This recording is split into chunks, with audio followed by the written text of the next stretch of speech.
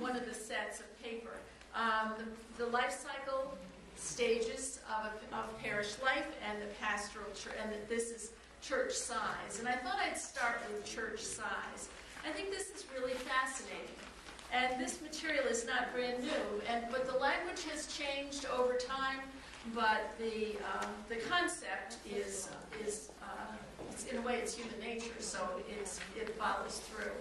And Arlen Rothage was the man who wrote this little booklet called Sizing Up a Congregation. You can see the name down at the bottom. And his whole purpose was to help parishes understand that when they are different sizes, they need to welcome and integrate new members in different ways. And there is a family-sized church where the people who are the centers of the church are the patriarch and matriarch, or maybe 2 or 3 of each. And if you see a circle there, they are in the center, and then the chaplain is off on the side. The chaplain, in a way, advises them, leads worship, visits people in the hospital, but is not involved truly in the leadership of the parish. And then you come, and that's a parish generally with 50, well, not 0, but small numbers, up to 50 people. But then the numbers get too large for a church to work that way. And in order for a church to grow, they have to be... are there 2 sets of paper? There are 2 sets of paper. Oh, that's the problem. One of them has a spiral, and one of them has circles. That's the one with circles. And I think, are there more? There are 3 more with circles on the front that says the top of the pastoral church. Anyone else like a copy? There are a few more here. Just want to pass them. Sure. There are some people. And as I said, we can make more. I'm just trying not to have tons of paper lying around when we're done. So the reason that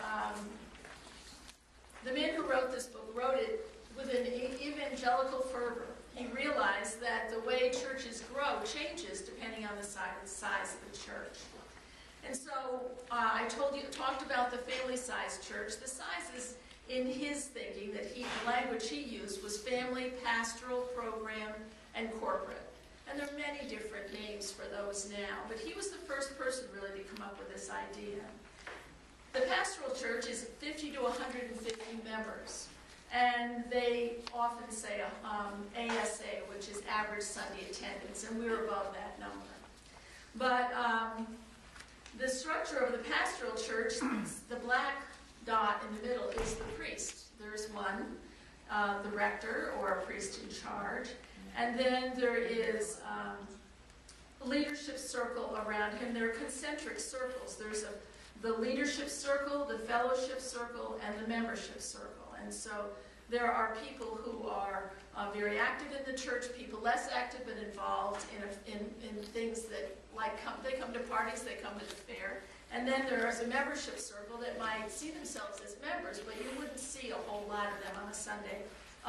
Probably on maybe Christmas and Easter. Someone said recently A and P, Advent and Pentecost. And certainly Advent is the highest attendance time of a church year in general. So the structure of the pastoral church is that a visitor coming in connects with the rector. And the rector can only grow a church by around 10 people or less a year, because the connection is made with the rector strengthens the connection, and then the people may develop other friends. But it definitely, and if you have a church where you have 8 or 10 people moving away or dying in a year, you can see that you're barely treading water. But the pastoral church still has family and friendship circles, but they're no longer the center of the life of the parish. And you need better communications than you did when you only really needed to communicate with a patriarch and a matriarch or 2. And the membership looks to the clergy person as the leader, rather than members of the leadership circle. And the leadership required is mostly pastoral. You do a lot of visiting. You visit new members when they come in their homes. That's the way a clergy person connects with them. And people get used to a tremendous amount of pastoral care in this size parish. There's one of you that's missing this back sheet. This makes it very, very succinct. In the pastoral size, one large group centers on the pastor with some members in loosely knit and functional or friendship circles. The pastor is the hub of the wheel, the master coordinator, the chief minister, and that means minister at many different levels and ways. Board members are short-term task doers, micro-decision makers. Ministry coordinators are permanent task doers who value their working relationship with the pastor. And other staff is usually a musician and a secretary. They're part-time, and they have very specific jobs to do. And then if you move on to the program church, you can see a church that's set up very much the way this one is. People have said to me, Dan went away and he came back with these ideas for small groups. Well, what he was doing was helping you move from functioning as a pastoral-sized parish to functioning as a program-sized parish. And in a program-sized parish, the priest is not as, everyone is not as connected with the priest at the same level that they were when a parish is functioning as a pastoral size. The priest has a staff, and they work very closely with elected lay leaders, and then ministry moves out from there. If you're a member of the choir, Bob will begin with a prayer, but before that, if there's someone who's missing, if there's someone who's sick, he'll include a prayer for that person as he begins the choir practice. And you all have small groups with which, not you all, but I hope you do. And if you don't, I hope that you'll look for some, or if you'd like, as I said well, you haven't gotten the newsletter yet. If you see that there's a small group that you would like to start, if you see there's something missing, if there is some kind of spiritual approach, or if someone suggested to me a co-ed book club, there are things that we could be doing beyond what we're doing, and it would be wonderful to have more small groups. So if you'd like to start one, please come to me and we can talk about it. In some of these mega churches, they have small groups to fix cars. So, don't think that it needs to be just a spiritually focused one, although I think anything that's done in a church, when they fix cars, they talk Jesus, I'm certain. So, but at any rate, please come if you have ideas of things that you think we're not doing. Also, in the program-sized parish, there are 2 or more distinct worshiping congregations, and 1/3 of all members, that include 1/3 of all members, and there are small groups of 5 to 15 people that center on skilled and empowered staff or lay leaders. So you can see it's a tremendous change. Program groups, teams, committees have their own empowered lay leaders and plan and implement programs and activities. Board members are managers. That's like a vestry, obviously. Policymakers who oversee but don't lead program groups, teams, and committees. The pastor functions as the executive. Other staff, 1 or more ordains, include full and part-time assistants to the pastor and program resources. Now, we don't have a second clergy person. This size parish could well use one. The way it's been set up, though, there are many retired clergy, and there are ways in which they function as an assistant rector would. And then we have Chris Agadello, who does half the job of what an assistant rector would do, and things seem to function very well here. However, if you want to join this parish, it will not happen by developing a personal relationship with the priest like you would in a smaller parish. And therefore, it can become very hard to break into a parish. And I've heard from new members here, even well-established now new members, how difficult it is to break into St. Paul's, which was a surprise to me, actually. The Alban Institute, which publishes very highly regarded material about parish life and organization and functioning, had a magazine that came soon after I arrived here, and it said something about, are you a friendly church? And I thought, well, St. Paul's, I don't need to read this about St. Paul's because St. Paul's is.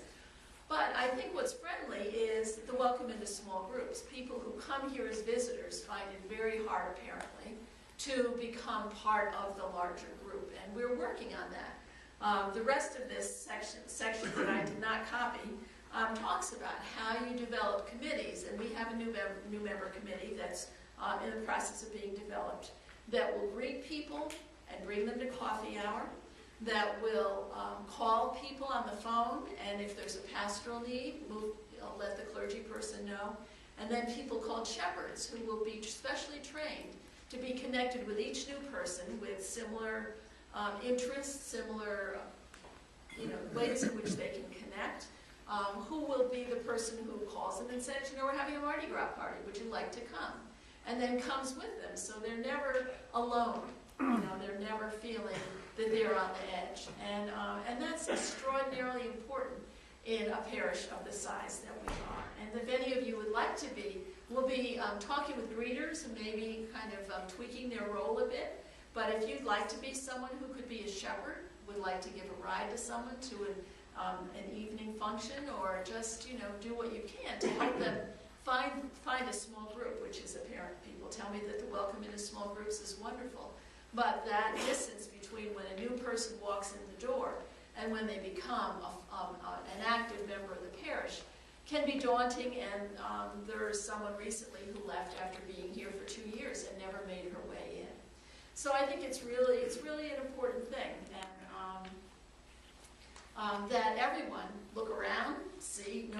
Someone said, clergy person I heard of had a rule: you can't talk to anyone you know for the first 5 minutes of coffee hour.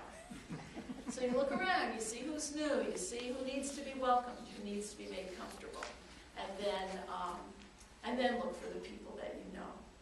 So as you can see, in the program size type of church, there's not the same level of pastoral care possible either.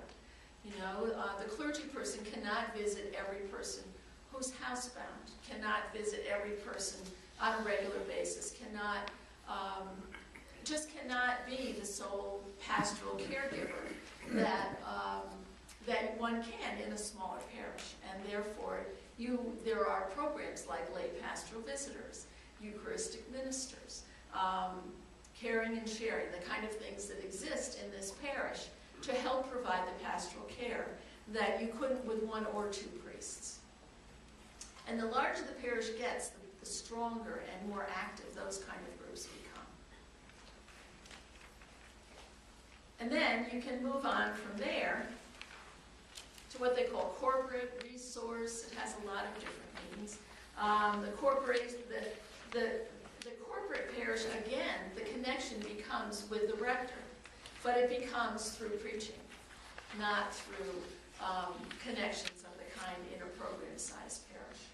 And so some of the, in these big corporate, you see some of these people on TV who are phenomenal. There's a young man with curly, not young anymore, with curly hair. Joel Osteen, he is a preacher. And I imagine he spends his whole week preparing that sermon and memorizing it so that he can preach it, if he doesn't have people, preparing parts of it for him.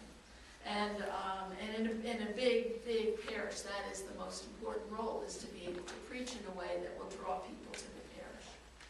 The pastor is the chief executive office with mythic qualities, and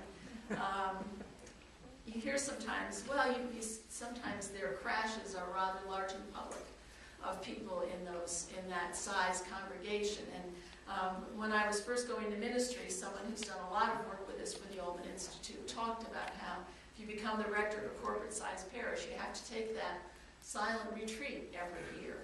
And that's the time when you really kind of become connected with God in this way, as opposed to maybe thinking you've come up here, and that you can't pay attention, you can't believe the press releases, you can't believe your notices. And so it's kind of a treacherous thing to become rector of a parish like that, and I really admire the people who can work well in that very demanding very demanding situation.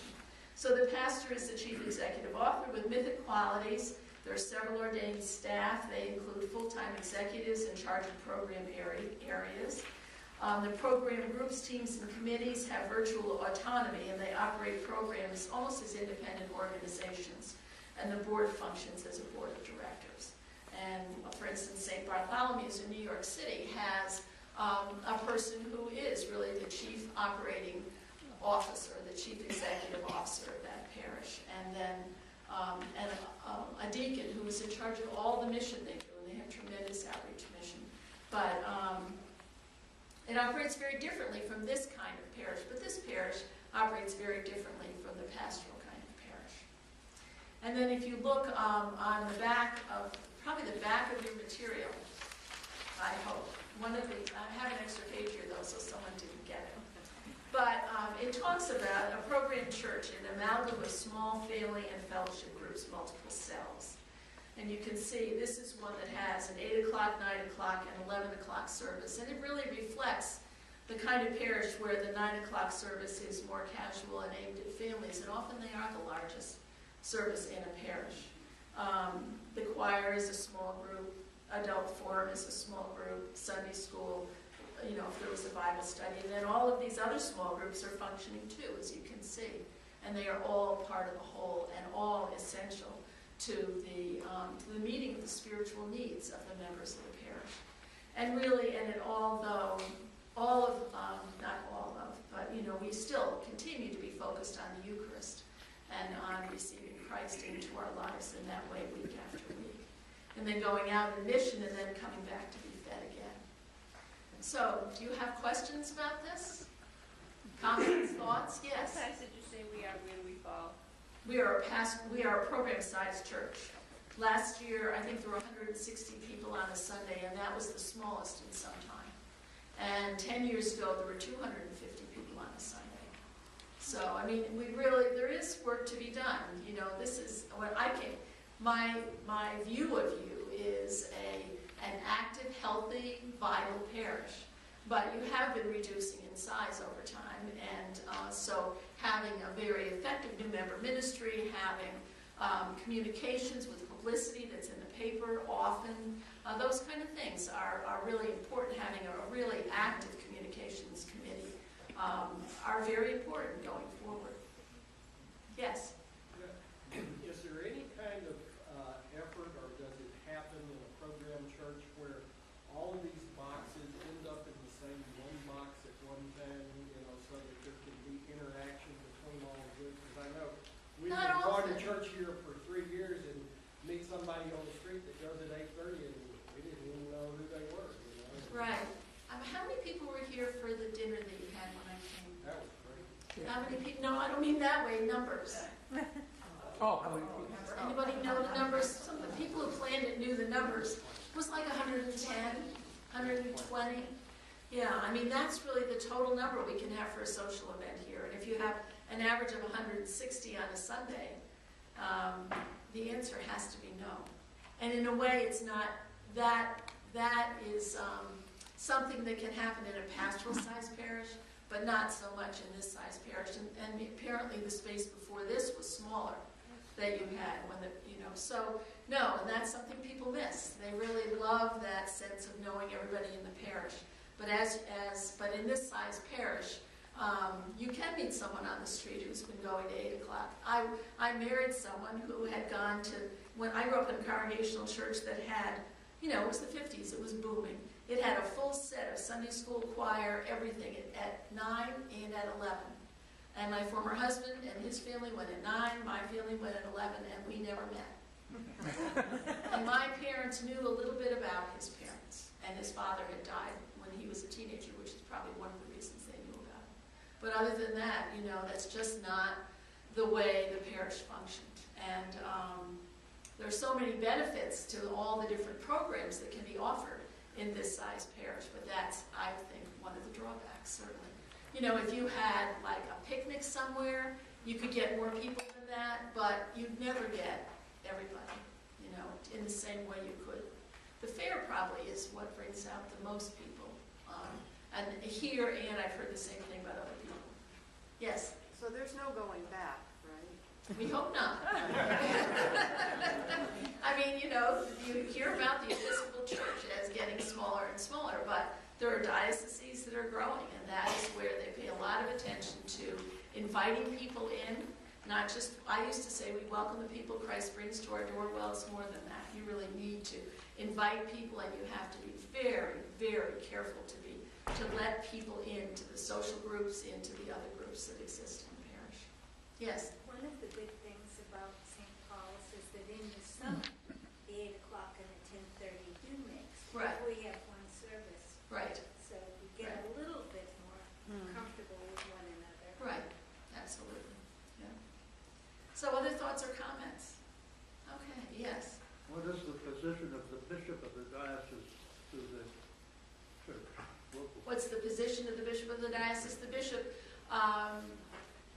The bishop's role is changing as the finances are diminishing. I mean, the role of the diocesan staff is, and as we have far more access to information online. I mean, I could go online and download this. My copy of this book is somewhere in my boxes of unpacked books, but I could go online and download this, and so you don't have quite like Elizabeth Ring, who used to run the formation program, you know, had all these materials. You know, she's now doing other things, and there's no one that's kind of sitting there day after day with materials to offer you, but you can go online. And I can go online, and I can look at samples of every Christian formation program out there. You know, so the advance of the computer has made it a lot easier for us to function without so much staff. But mainly the bishop's relationship is to come and visit. During an interim period, you know, I, in a way, represent the bishop in a way that a rector wouldn't. And one of my roles is to try and bring a parish that has moved far away from the diocese closer to the diocese. So the bishop has, and the bishop will approve either the final candidates or the rector. It's different, and different dioceses do it differently. But they're very involved in the choosing of the rector. If there are issues, problems, people go to the bishop, but the bishop can tell me to do something and make it a godly admonition, and I need to do it. And the bishop has even more control over the deacons, who really are the I don't know what is the proper term, but in a way they work for the bishop, you know. And in the early church, the bishop had the deacons take the Eucharist out to people, and priests were only created when there were too many churches for that to work. So I know the deacons do a lot more than that, but yes? One of my concerns is that everybody always talks about the need for communication. Yes. For instance, the newsletter, which we immediately say that that's the most important thing, and then we stop printing it. Right, and that is to save paper, you know. That is so that, because there are many people who are happy looking at it online, and I think, you know, particularly here, there's tremendous, Earth Care has tremendous concern and some impact, and that's one way that we can save paper. And you get it in color online. I mean, where do you see it? I mean, it's much prettier than what we'll be giving out here, but that's mainly it. But don't go online. There will be copies of it. I said that at 8, and I'll say it again at 10:30. There will be copies of it for people. And if people would like, we can also bring it to the nursing homes when there are communities, when there are services there. Where will the copies be? They'll be on the table as you go in, or, you know, one of the 2 tables, so that people can easily pick them up. So you don't have a list of people who don't have computers? I don't think we really do. I mean, we could mail it. One of the problems right now, we are up down to 1 person in the office. You know, if someone wanted to come in and go through our email lists and compare them with the other list, you know, we could mail them. We'd rather not mail them if we can help it. We have a deficit budget, and we cannot. This is kind of a transition time. In this as well, you have to have 200 that you're sending out to do bulk rate. And so, but we'll mail them to people who'd like them mailed. If they, you know, they need to let us know. I hope that we can cover everybody. but there are bound to be some glitches, you know, while we begin doing this. Apparently, there has not been a monthly newsletter here for a while. I think that's one of the that's a real need here. You know, and the Friday emails have somewhat taken their place, but wait till you see what comes from the self-study committee, you know. That could never go out in a Friday email, so. Okay, I want to move on. I just want to say, I think about the people who don't come to church, but are still members of the parish. They don't get the newsletter at all. I mean, they may or may not be on email. I think there's a loss without having the newsletter mailed to the majority of people. And Well, the majority of people will get it. If you opt out of a mailing, I mean, it just seems like some people should get the mailing of the newsletter. Well, we can consider that. I'll go It's over just, this. what? I'll check the list. If you'd like to, that'd be great. Yeah, just work out with Susan when you can come in. Yeah. We do send out,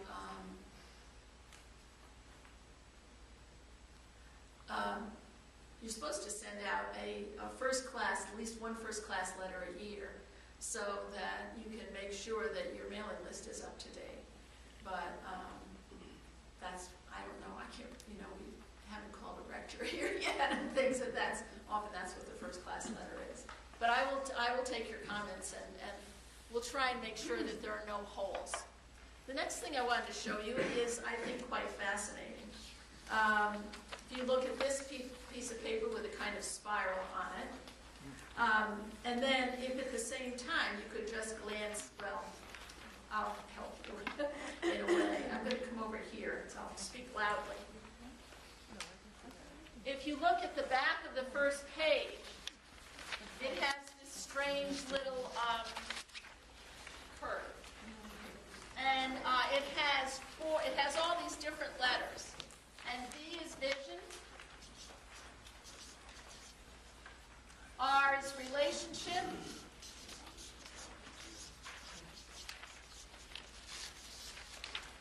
P is program. And M is management.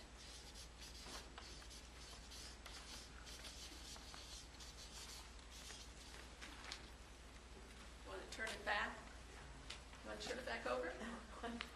If you look at this curve, in birth, there is a tremendous amount of vision. And then in childhood, there is vision, and then there's some program. And these are all, they're growth parts. They're part of, well, they're part of life. They are the growth of a parish. And each section, infancy, childhood, adolescence, has different characteristics. In childhood, the parish begins to develop some programs. It's not beyond just vision. Often things like Bible study or some kind of formation program for children. In adolescence, there is vision, relationship, and program. They're starting to work on having social events and to creating a community. In adulthood, all four are active. Vision, relationship, program, and management. And then you go into the prime, which in the front page where it says life cycle stages, that's called stability. And then you go to maturity, and you can notice in maturity, what drops off? Vision. The V is down. And then, but people are still working on relationships, program, and management. And then the empty nest comes, and in a way, in maturity, people are emphasizing relationship, program, and management because the vision's been lost. Then in the empty nest, you have the vision is lost, the program is lost. People work hard on relationships, staying in touch with people, and on managing the parish. And then in retirement, people are beginning to realize that there are some real problems. Then they work hard on program and management, but relationship suffers. And then in old age, management's all that's left. And then a parish dies. And it's a long, once you get like to empty nest and retirement, it's a very long, slow, painful process. And very, very difficult to move back to adolescence, which is what you want. And if you look at the front page, you can see that if you are still in stability, and you redefine yourself, you go right back to the place where the energy, the vision still exists. If you move down a little bit more into decline, then it's redevelopment, far more, encompasses far more parts of parish life. If you go down into decline, then it's rebirth. Very difficult to do because it totally changes the way people have loved functioning for a long time. And people who are in power lose power, and it can become very, very difficult. And often what happens is the people trying to lead the rebirth are kind of kicked out of the system. And it continues as it is. And once I heard that in a way, when parishes start to get smaller, far smaller than this one, it's like they circle the wagons. It's very hard for new members to come in. I was doing supply when I was doing my chaplaincy work at Yale New Haven. I supplied in a small parish in North Branford. It was North Branford, right on the northern edge of North Branford, because there's a lovely little church that's thriving for its size in North Branford. But this church, everyone after the church, the people who went to the coffee hour sat around a square of tables. And there was maybe one empty seat. There was a seat I could sit in. But say a family of four had come and wanted to go to coffee hour, there was nowhere for them to sit. And these people were just, it was nice to sit down, they'd have leisurely time, they'd have a conversation. And they didn't even realize that they were stopping the parish from any hope of growing. I said, what about a Sunday school? And the senior warden, who was the daughter of the matriarch, said to me, well, then my kids would be running all over the place, and, that just would be no good. And so she wasn't even aware of the impact of what she was doing on this church she loved so much.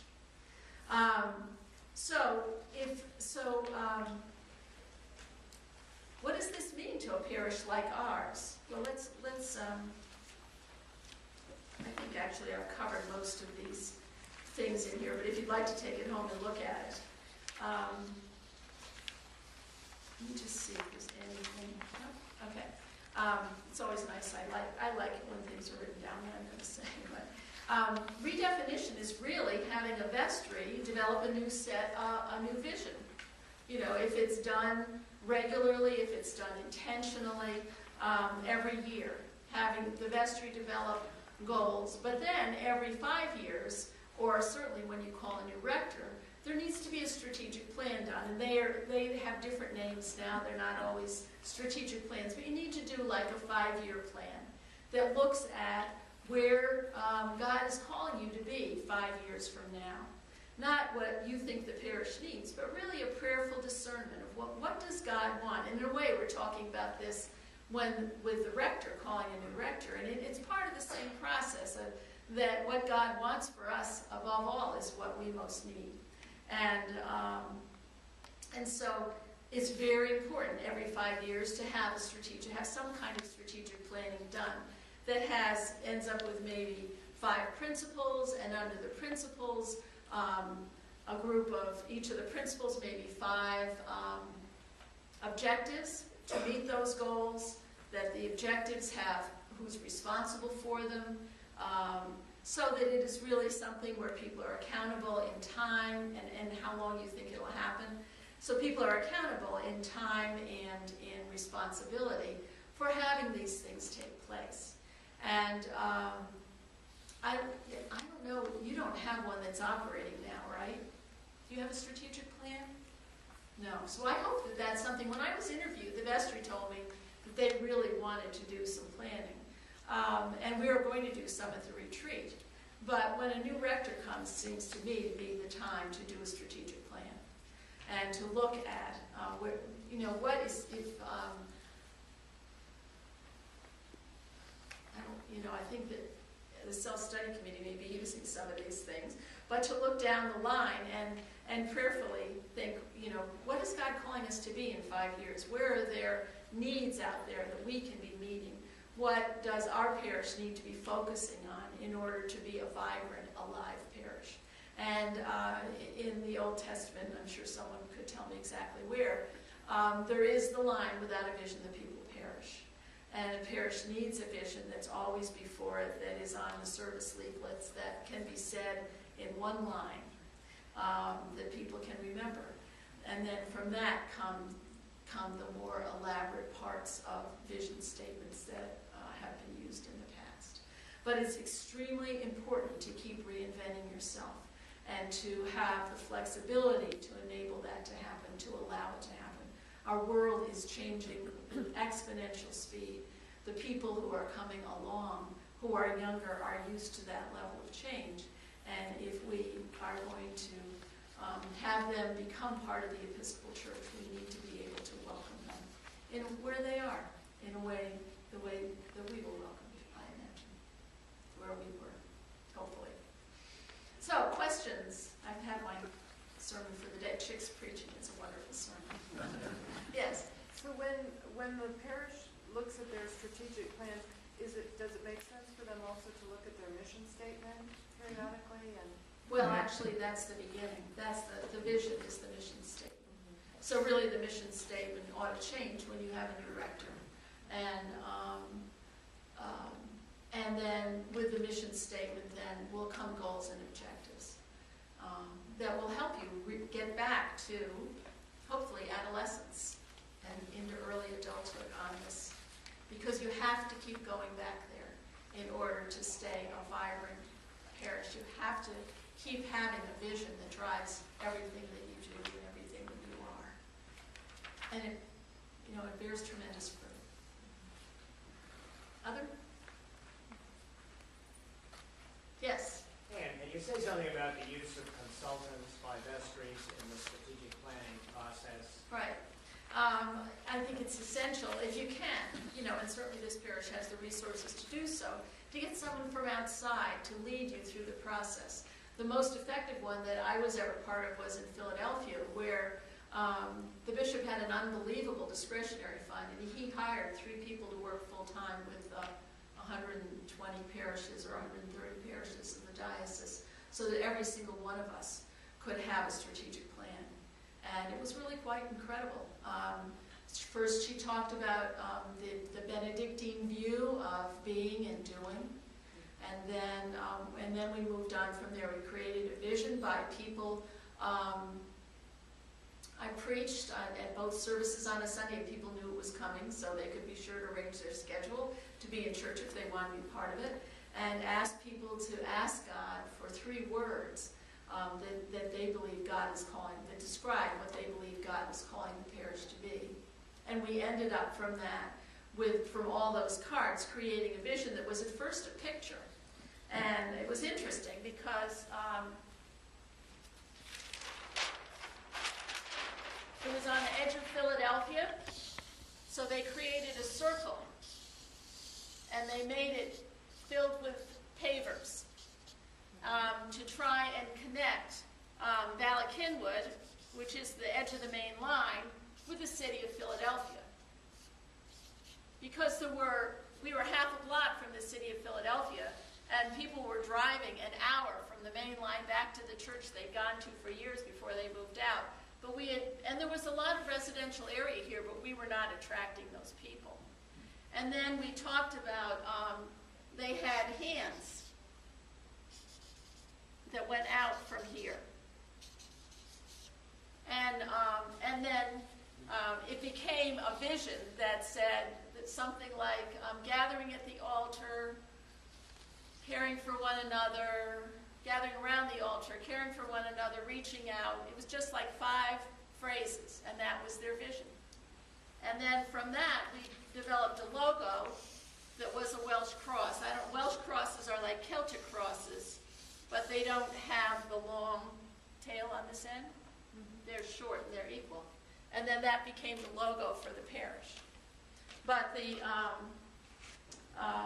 all came out of those little cards that we did. And then we had a vision about, you come into the parish 5 years from now, what's the worship like, who's sitting in the pews, what are people excited about. And you can use that in many different, you don't have to use just in one effort in the parish, but that kind of, if you put yourself into a meditative, silence where you feel like you're connected with God, and then you see what comes into your mind. Very often that is what God has put there. So, other thoughts, comments?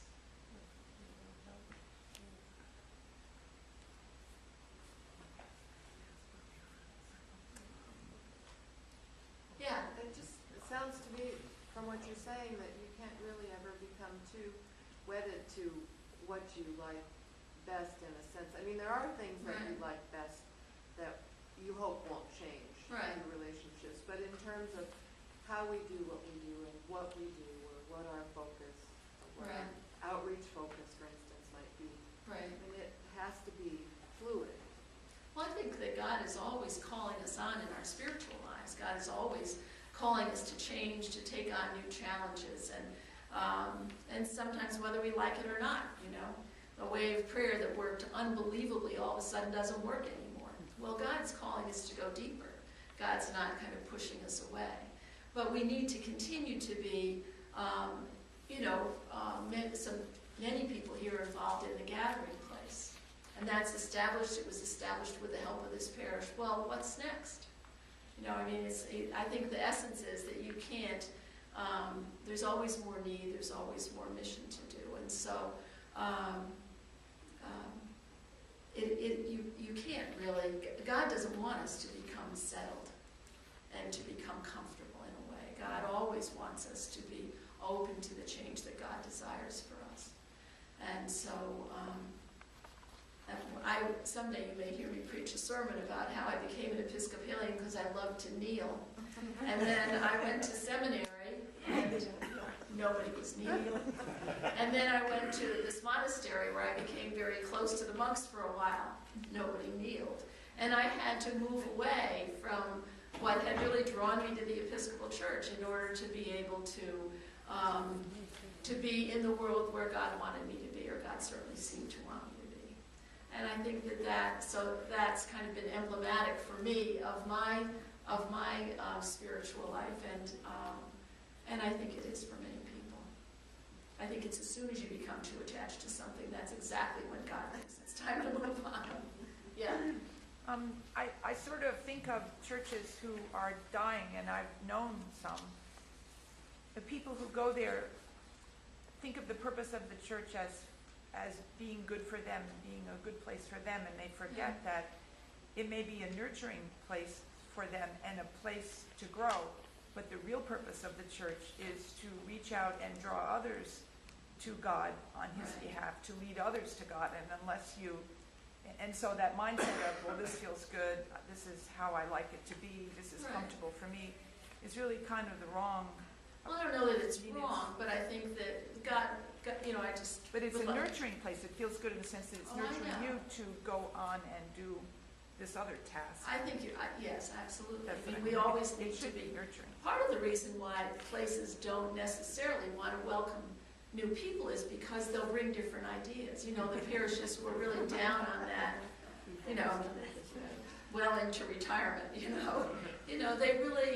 very comfortable, and they think everyone else probably loves what they love in a way. I mean, I don't think it's meant to be necessarily, I don't think people mean it to be exclusive. It just ends up that way, But I think that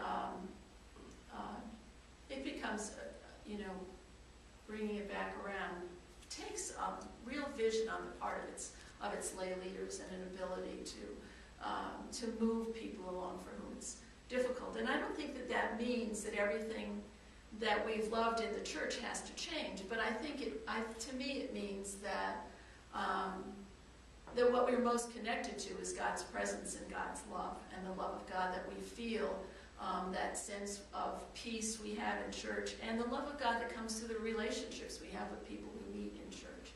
No matter what happens visibly, that never changes. Whether I learned that whether I knelt or not to receive communion, which I could no longer do in these places, that communion still was equally powerful for me, and perhaps more so because I never looked up when I used to kneel. And so I think God leads each of us in our own way, and God leads us in ways that nurture us and lead us closer to God. But God also leads a parish in that way too. So.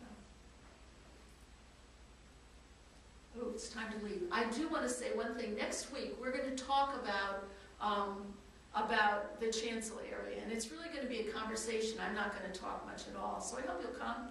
I hope you'll invite people to come and share a conversation with us. And we will need to start on time. Okay? I mean, this time I didn't worry about it much because last week you all weren't ready to sit down when I was ready to start. So, but next time we're really trying. I went on this incredible conference, and this is some of the fruit of that time. I've been working with Lynn Studiford to kind of round it out and make it what could be, I hope, a really wonderful time for all of us. So please be sure to come if you can.